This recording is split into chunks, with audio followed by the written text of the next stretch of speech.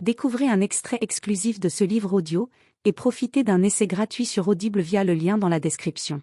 La silhouette se tient derrière moi, les mains fourrées dans ses poches. Je veux dire, je ne laisserai pas ma sœur traîner dans un square pourri à 3 heures du matin. Il se rapproche. Ses traits ciselés par la nuit, sous la capuche de son sweatshirt noir, rendent l'identification difficile. Je cligne des paupières en tentant d'évaluer le danger, tout en restant figé sur le siège en caoutchouc. Dans un crissement, il s'assoit sur la balançoire à côté de la mienne. Je m'attends à ce qu'il plaque une main sur ma bouche afin de me réduire au silence pour me violer dans la pénombre du parc. Le souffle coupé par cette image affreuse, j'agrippe les lanières de la balançoire jusqu'à me faire mal. Mais rien. Il sort simplement une cigarette de sa poche et la coince entre ses lèvres. J'observe avec effroi la flamme du briquet qui s'approche de cette bouche bien tracée, avant que la fumée qu'il aspire en tordant légèrement les lèvres s'estompe dans l'obscurité. « T'attends ton mec ou ton dealer ?» demande-t-il, tournant son visage vers moi. La noirceur de la nuit se confond avec ses yeux. Il est plus âgé que moi.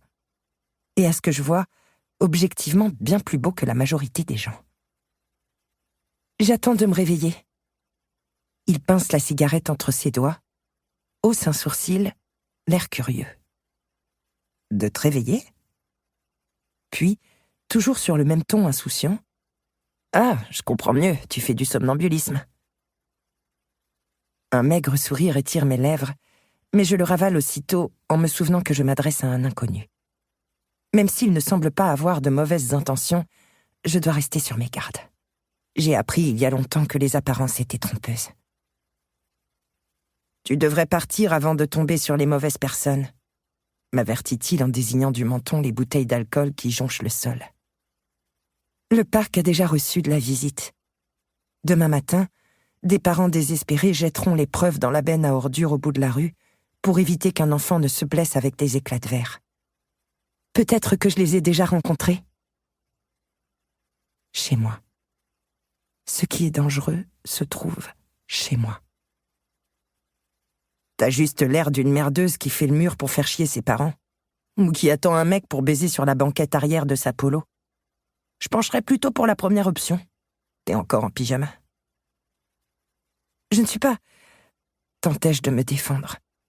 Mais il écrase le mégot sous la semelle de sa chaussure en ne m'écoutant déjà plus et se lève. Après avoir rougeoyé pendant encore une seconde, la cigarette à peine consumée meurt sur le gravier. Je remarque qu'il est beaucoup plus grand que ce que je pensais. La prochaine fois, ne traîne pas dehors à cette heure-ci. Ce ton péremptoire m'intrigue autant qu'il m'agace. « Hé !» je lui demande. « Est-ce que c'est toi le dealer ?» Ses lèvres s'étirent en un sourire narquois. « Pire que ça. » « Pire que ça ?»« C'est quoi ton nom ?» m'interroge-t-il à son tour. Il se tient maintenant face à ma balançoire et j'ai l'impression que ses yeux pourraient m'engloutir. « Tu n'as pas besoin de le savoir. »« Ouais, je crois que t'as raison. » Il m'adresse un dernier regard moqueur et disparaît par l'autre portail de l'aire de jeu.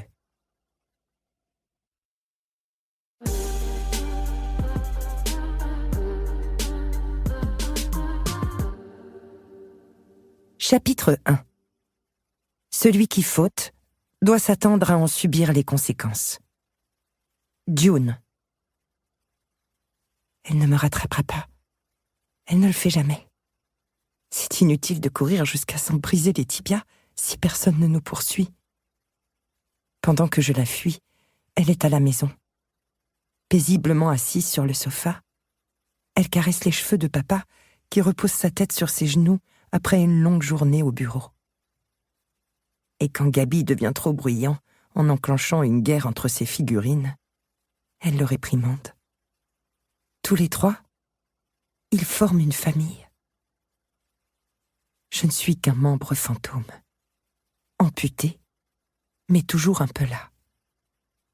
Dehors, il pleut à torrents.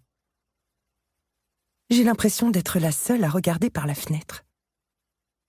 La pluie violente et épaisse s'écrase sur le béton dans la cour, s'ajoutant au grattement de...